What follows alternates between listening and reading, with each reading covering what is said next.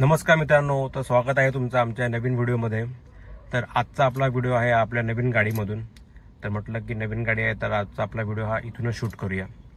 आणि त्याचं कारण पण असं आहे की आजचा जो आपला व्हिडिओ आहे तो नवीन गाडी घेण्यासंबंधितच असणार आहे। म्हणजे नवीन गाडी घेताना आपल्याला कुठच्या गोष्टीची खबरदारी घ्यावी लागते, कुठच्या गोष्टी महत्त्वाच्या आहेत डिलिव्हरी घेण्याच्या आधी, या सगळ्या गोष्टींबद्दल आपण ह्या व्हिडिओमध्ये चर्चा करणार आहोत। तर बेसिकली काय होतं की जेव्हा आपण नवीन गाडी घेतो तेव्हा आपण खूप एक्साइटेड असतो त्या नवीन गाडीसाठी। त्यामुळे आपण बऱ्याचशा गोष्टी त्या स्किप करतो आणि जेव्हा त्या मेन गोष्टी जेव्हा स्किप केल्या जातात त्यानंतर काय होतं की आपण गाडी घेतल्यानंतर आपल्याला एक मनस्ताप सहन करावा लागतो जर आपल्याला फॉल्टी गाडी मिळते तेव्हा। तर ती गाडी फॉल्टी मिळू नये त्यासाठी आपल्याला काय करणं गरजेचं आहे हे आपण आजच्या या व्हिडिओमधून जाणून घेणार आहोत। तर मेन म्हणजे काय असतं की जेव्हा आपली गाडी ही आपल्या शोरूममध्ये येते डिलिव्हरीसाठी तेव्हा ती बऱ्याचशा प्रोसेसमधून जाते आणि जेव्हा त्या प्रोसेसमध्ये कुठेतरी काहीतरी प्रॉब्लेम होतो तेव्हा त्या गाडीमध्ये फॉल्ट येण्याची चान्सेस असतात। आणि हे जर फॉल्ट आपण टायमात पकडले नाहीत तर मग काय होतं की आपल्याला जी गाडी मिळते ती गाडी फॉल्टी असते। आणि एकदा का तुम्ही रजिस्ट्रेशन चार्जेस भरलेत, तुमची गाडी रजिस्टर झाली, त्यानंतर तुम्ही कितीही शोरूममध्ये जाऊन किती आरडाओरडा केला तरी तुमची गाडी रिप्लेस होत नाही। ती तुम्हाला ती वॉरंटीमध्ये रिपेअर करून देतात। म्हणजे नवीन गाडी घेतल्यानंतर जी एक्साइटमेंट असते आपल्या नवीन गाडीची ती पूर्णपणे संपून जाते आणि आपल्याला फुकटचा मनस्ताप सहन करावा लागतो। तर ह्या गोष्टी अवॉइड करण्यासाठी काही गोष्टी गाडी घेण्यापूर्वीच किंवा गाडीची डिलिव्हरी घेण्यापूर्वीच बघणं खूप गरजेचं असतं। आणि त्यामध्ये एक गोष्ट आहे ती आहे पीडीआय। पीडीआय म्हणजे डिलिव्हरी इन्स्पेक्शन। हे गाडीला करणं हे खूप अत्यंत गरजेचं आहे। तर हे पीडीआय हे आपण का करतो हे आजच्या आपण या व्हिडिओमध्ये आपण बघणार आहोत। मुख्यत्वे पीडीआय का करावं हा एक प्रश्न आहे। तर आणि ही गोष्ट बऱ्याच लोकांना माहिती पण नसते, कारण मी पण जेव्हा माझ्या गाडीची डिलिव्हरी घ्यायला गेलो तेव्हा बरेच कस्टमर्स इकडे होते आणि मी जेव्हा त्यांना विचारलं की तुम्ही गाडीची पीडीआय केलं का, तर त्या लोक म्हणाले पीडीआय काय असतं। म्हणजे बऱ्याच लोकांना पीडीआय माहिती देखील नाही। म्हणजे जे माणसं 20-20, 25-25 लाखाची गाडी घेत आहेत त्यांना पीडीआय माहिती नव्हतं। म्हणजे जर त्यांचं नशीब खराब असेल आणि त्यांना जर फॉल्टी गाडी मिळाली तर विचार करा की त्यांना तो किती मनस्ताप होणार। आणि मग हेच लोक मग कमेंट टाकतात की सो अँड सो कंपनीची गाडी खराब होती, ह्यामध्ये फॉल्ट होता, ही गाडी घेऊच नका। मग हे जे कमेंट येतात ना ते ह्यामुळे येतात, कारण कंपनीकडून जेव्हा गाडी येते तेव्हा त्यामध्ये चान्सेस खूप कमी असतात की ती गाडी फॉल्टी असू शकते। पण जेव्हा ती पुढे प्रोसेस होते तुमच्या डिलिव्हरी बेपर्यंत येईपर्यंत त्या टायमाला कुठे ना कुठे काही ना काहीतरी इश्यू होतात आणि ते पकडणं यासाठीच आपल्याला पीडीआय करावा लागतो। आणि जेव्हा तुम्ही पीडीआय करता त्यावेळेला तुम्ही जर ते फॉल्ट पकडलेत तर त्यावेळेला तुम्ही तुमची गाडी ही रिप्लेस करू शकतात आणि शोरूमवाले तुम्हाला ती रिप्लेस करून देतात देखील आणि नवीन गाडी तुम्हाला अलॉट करतात। तर ही प्रोसेस नक्की काय ते आज आपण जाणून घेऊया। तर बेसिकली काय होतं की जेव्हा आपण बुकिंग अमाऊंट देतो तर बुकिंग अमाऊंट दिल्यानंतर तुम्हाला शोरूमवाले सांगतात की सर तुम्हाला काही दिवसानंतर किंवा काही महिन्यानंतर तुम्हाला गाडीची डिलिव्हरी मिळेल। त्यानंतर काही दिवसांनी आपल्याला त्यांचा फोन येतो की सर तुम्हाला गाडी अलॉट झालेली आहे, तर तुम्ही या आणि तुमचे बाकीचं जे पण पेमेंट आहे ते करा। आणि ते तुम्ही पेमेंट केल्यानंतर तुम्हाला मग तुमची फायनल डिलिव्हरीची डेट मिळून जाते आणि तुम्हाला ती गाडी मिळते। तर ह्यामध्ये पीडीआय हे कधी करायचं असतं, ज्या वेळेला तुम्हाला शोरूमवाल्यांचा फोन येतो की सर तुम्हाला गाडी अलॉट झालेली आहे, तर त्यावेळेला तुम्हाला त्यांना हे सांगायचं असतं की ठीक आहे, मी रजिस्ट्रेशन चार्जेस जे आहेत गाडीचे ते पे करणार नाही। कारण मोस्टली शोरूमवाले हेच म्हणतात की सर तुम्हाला गाडी अलॉट झाली आहे, तुम्ही बाकीचं पेमेंट येऊन करून टाका। त्या टायमाला तुम्ही बाकीचं पेमेंट करू शकता, पण त्या टायमाला तुम्हाला हे सांगायचं असतं की सर मी तुम्हाला जे रजिस्ट्रेशन चार्जेस आहेत ते पे करणार नाही, तुम्हाला रजिस्ट्रेशन करायचं नाही आहे, त्याआधी मी गाडीचं पीडीआय करणार। पीडीआय झाल्यानंतरच मी तुम्हाला रजिस्ट्रेशन चार्जेस देणार आणि त्यानंतर तुम्ही माझी गाडी रजिस्टर करा। ह्या वेळेला काय होतं की पीडीआयमध्ये जर तुम्हाला तुमची गाडी फॉल्टी मिळाली तर तुम्ही शोरूमला सांगू शकता की मला ही गाडी रिजेक्ट करायची आहे, मला दुसरी गाडी अलॉट करा, आणि शोरूमवाले तुम्हाला ती गाडी अलॉट करतात नवीन गाडी। तिकडे म्हणजे तुम्हाला रिप्लेस करण्याचा पूर्ण चान्स असतो आणि तुम्हाला फॉल्ट फ्री गाडी मिळते। तर म्हणून पीडीआय हे खूप गरजेचं आहे। आणि जे पीडीआय करत नाहीत त्यांच्याबरोबर काय होतं हे पण तुम्हाला मी सांगतो। कधी कधी तुम्हाला गाडी जी ट्रान्झिटमध्ये असते त्या ट्रान्झिटमध्ये आलेल्या गाडीमध्ये कधी कधी इश्यू होतात, ते शोरूमवाले मग त्यांच्या सर्व्हिस सेंटरमध्ये येऊन सॉल्व्ह करतात. जसं पेंटिंगचा काही स्क्रॅचेस असतील तर ते सॉल्व्ह करतात, त्यांना कुठे बॅटरीचा इश्यू मिळाला तर तो रिप्लेस करतात आणि तुम्हाला चकचकीत गाडी शोरूममध्ये डिलिव्हरीच्या टायमाला आणून देतात. आणि तुम्ही ती गाडीचं PDI न केल्यामुळे तुम्हाला काहीही कळत नाही.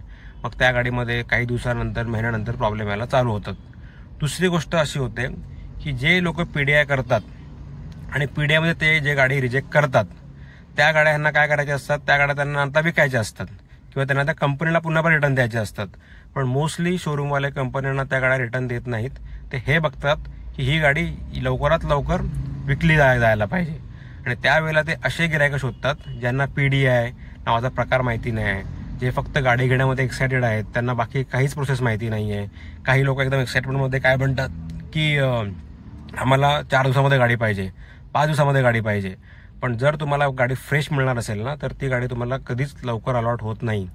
ती तुम्हाला ट्रान्झिटमधून तुमच्या जो फॅक्टरी प्लांट असतो तिकडून तुमच्या ती स्टॉक यार्डला येते, स्टॉक यार्डमधून तुमच्याकडे येते. त्यामुळे कमीत कमी 15 ते 20 दिवसाचा टाइम हा जातोच जातो. मॅक्स टू मॅक्स कधी कधी 1-1.5 महिन्याचा पण टाइम जातो, डिपेंड्स ऑन ती गाडी किती पॉप्युलर आहे आणि त्याची किती डिमांड आहे. तर कधी कधी डिमांडेड गाडीला जर तुम्हाला एखादा शोरूमवाला सांगा असेल की सर तुम्हाला मी ही गाडी 4 दिवसामध्ये अलॉट करून देतो, ह्याचा अर्थ हाच आहे की ही गाडी कोणीतरी PDI केलेली असणार आणि ती गाडी रिजेक्ट केलेली असणार आणि ती रिजेक्टेड गाडी तुम्हाला ते लवकर लोक देत आहेत. आणि काही ज्यांना ह्या गोष्टीबद्दल माहिती नसतं तर ते काय करतात, ते एकदम खुशीमध्ये म्हणतात की मला 4 दिवसामध्ये गाडी भेटते आणि 4 दिवसामध्ये ती गाडी घेतात आणि नंतर मग डोक्याला हात लावून बसतात आणि त्यांच्या मग त्या सर्व्हिस सेंटरच्या वाऱ्या चालू होतात की गाडीमध्ये हा प्रॉब्लेम आहे, तो प्रॉब्लेम आहे, तो प्रॉब्लेम आहे. कारण एकदा गाडी तुमची रजिस्टर झाली तर त्यानंतर ती गाडी सर्व्हिस सेंटरवाले हे वॉरंटीमध्ये रिपेअर करून देऊ शकतात, पण ती गाडी रिप्लेस होत नाही. तर म्हणून PDI हा खूप गरजेचा आहे आणि तो म्हणू शकता की तुम्ही गाडी घेण्यामधली सगळ्यात मॅन्डेटरी प्रोसेस आहे, जी खूप लोक आधी करत नव्हते पण आता काही लोकांना त्याबद्दल माहिती झाली आहे. तर ती लोक जरूर करतात आणि जे करतात ते पुढच्या मनस्तापापासून वाचतात. तर मित्रांनो, आम्ही आमच्या गाडीचा PDI कशा पद्धतीने केला, त्यामध्ये काय काय गोष्टी इन्व्हॉल्व्ह होत्या, आम्ही त्यासाठी कुठच्या थर्ड पार्टीला आम्ही बोलवलं, कुठच्या टेक्निकल गोष्टी आम्ही त्याच्यामध्ये बघितल्या, ह्या आपण आजच्या व्हिडिओमधून जाणून घेणार आहोत. तर चला तर मग तुम्ही देखील ह्या गोष्टी जाणून घ्या आणि ह्याचा तुम्ही जेव्हा नवीन गाडी घ्याल तेव्हा ह्याचा फायदा होईल अशी मी अपेक्षा करतो. तर चला आपण हा बघूया आम्ही आमच्या गाडीचा PDI कसा केला तो.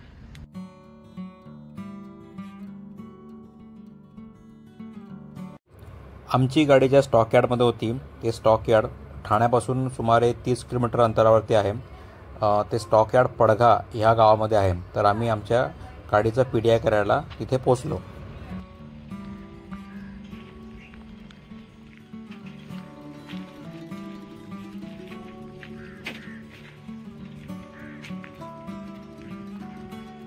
मित्रांनो, आपण आता आलो आहोत पडघा येथील आपलं जे महिंद्राचं स्टॉक यार्ड आहे.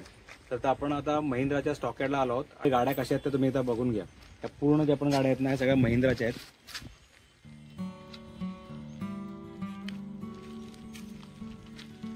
आपण आपल्या गाडीचं PDI करणार आहोत आणि त्यासाठी आपण ज्या एजन्सीला हायर केलं आहे तर त्या एजन्सीचं नाव आहे ओम साई मल्टीकार PDI एक्सपर्ट्स आणि ठाण्याची एजन्सी आहे आणि तिकडून ते एक्सपर्ट्स आले आहेत, ते आहेत अभिमन्यू.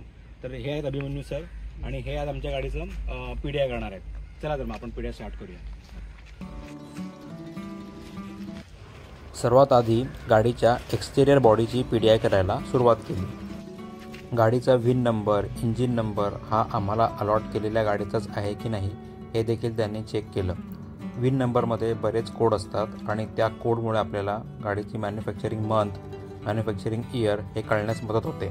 तर जर तुम्हाला ते मॅन्युफॅक्चरिंग इयर, डेट कसे ओळखायचे हे जर हवं असेल तर मला कमेंटमध्ये नक्कीच कळवा. मी तो चार्ट तुमच्याशी शेअर करेन. गाडीच्या अंडरबॉडीला कुठे रस्ट लागले आहे का, तसेच गाडीची स्टेफनी देखील चेक करण्यात आली.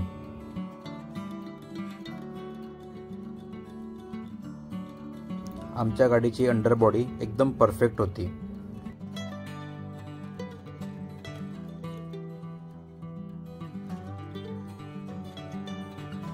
PDI करताना गाडीमध्ये असणारी प्रत्येक गोष्ट ही बारकाईने चेक केली जाते.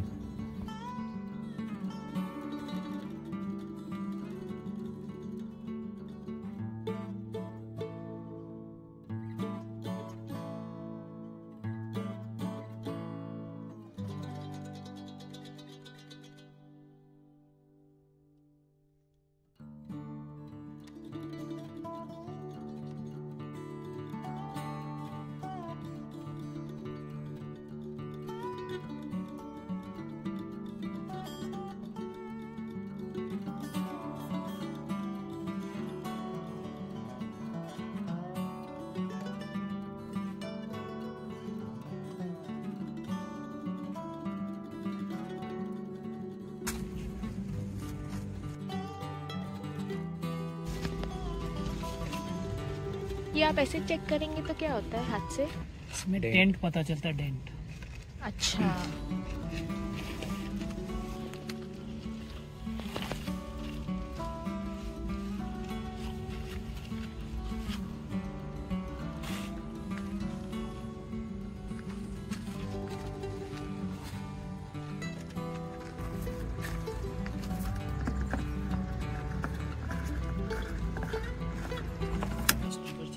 ये सीरियल में अच्छा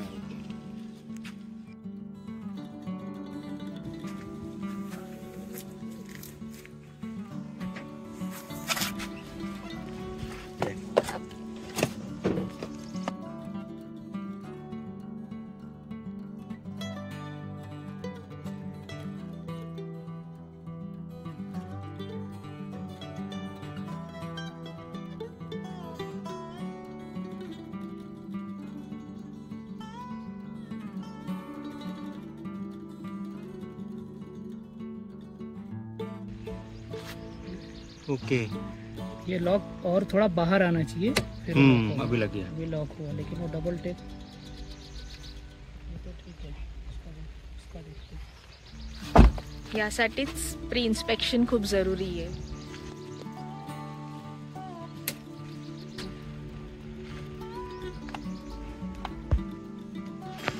ऐसा फिर ये हिलना बंद हो जाएगा। इसमें डबल टेप आता है, तो गम पानी जा के छोड़ देता है।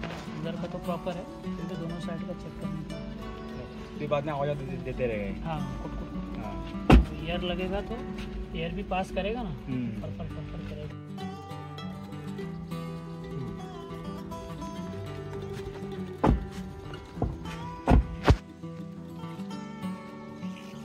हे फुल रोबर असल्याने मला काही वाटलं नाही।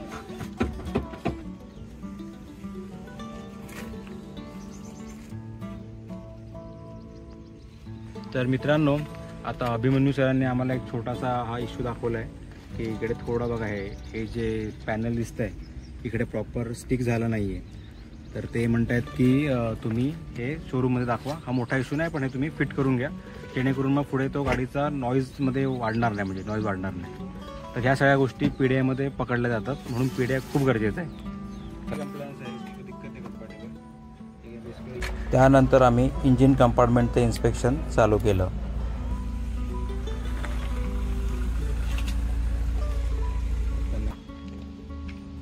इंजन ऑयल का गेज। लीटर में भी पानी यहीं से जाएगा। ओके। और रिजर्व टैंक भी यहीं से है। रिझर्व टँक मतलब अदरवाइज गाड़ियों में देखेंगे तो रेडिएटर में ढक्कन खोल के पानी जाता है। बराबर. हाँ। हाँ हाँ. और उसका जो रिजर्व टैंक रहता है, जो साइड में लगा हुआ है, ओके. तो इसका रिजर्व टैंक का रहता है कि जैसे गाड़ियों में अगर रेडिएटर का पानी जलता है तो वो ओके. रिटर्न लेता है। अब ओके. ओवर है तो उसमें चला जाता है, लेकिन इसका सब कुछ इसी में है। में है.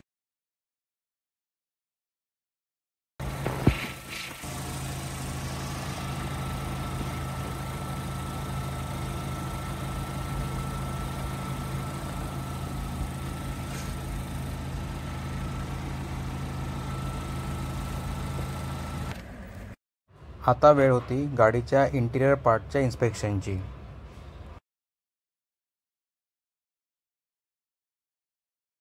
सर क्या चेक कर रहे हैं? अभी सर इनसाइड में चेक करें, क्लस्टर मीटर जैसे लाइट ओके. और अदर कोई एक्स्ट्रा लाइट शो नहीं कर रहा है। RPM टेप चेक करेंगे, AC चेक करेंगे। ओके.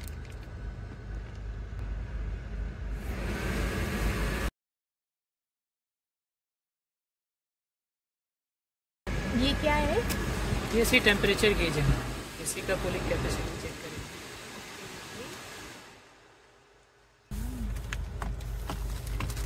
बघू होतो का माझा फोन चार्ज?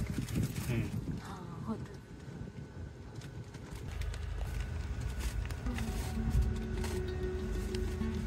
गाडीच्या केबिनमध्ये चेकिंग करताना गाडीच्या प्रत्येक इलेक्ट्रिकल पार्टची व्यवस्थित टेस्टिंग करणं खूप गरजेचं असतं.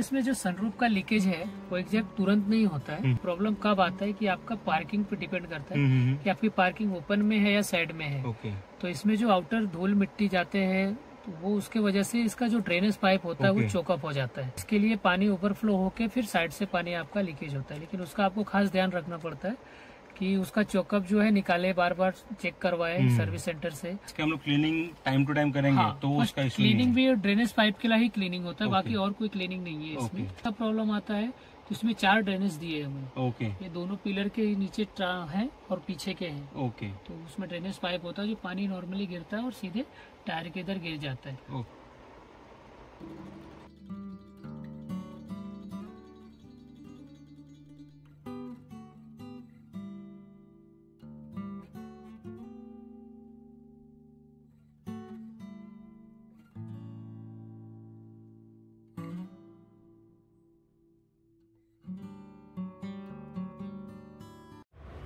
आता आम्ही गाडीच्या एक्सटेरियर पेंटचं इन्स्पेक्शन चालू केलं। ये कितना होना चाहिए रीडिंग? ये 250 के अंदर में। और अपना मैक्सिमम कितना आ रहा है? नीचे सा बता है 250 के ऊपर नहीं होना चाहिए। मुझे भी बता दो। ये 139। पेंट गॉजच्या हेल्पने आपण एक्सटेरियर पेंटची थिकनेस चेक करतो आणि त्यामुळे एखाद्या पॅनलवरती रिपेंट झालेला आहे का किंवा त्यावरती ओव्हरकोट एक्स्ट्रा झाला आहे का हे आपल्याला कळण्यास मदत होते।